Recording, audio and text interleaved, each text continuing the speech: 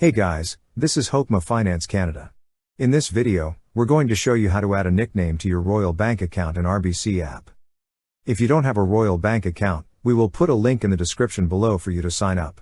We will also put affiliate links for similar bank accounts for you to sign up in case if you're interested. To start, open the app by tapping on it.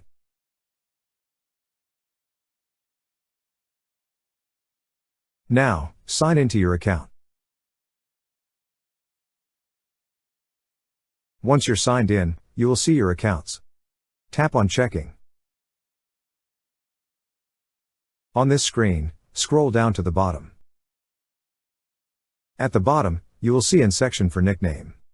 Tap on Edit Nickname. On the field provided, enter the account nickname you wish to use. After entering, tap on Save.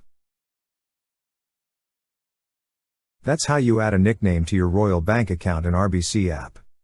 Thank you so much guys for watching, and if you have not yet subscribed to our YouTube channel, please subscribe to our YouTube channel as we create tech videos related to financial apps almost every day.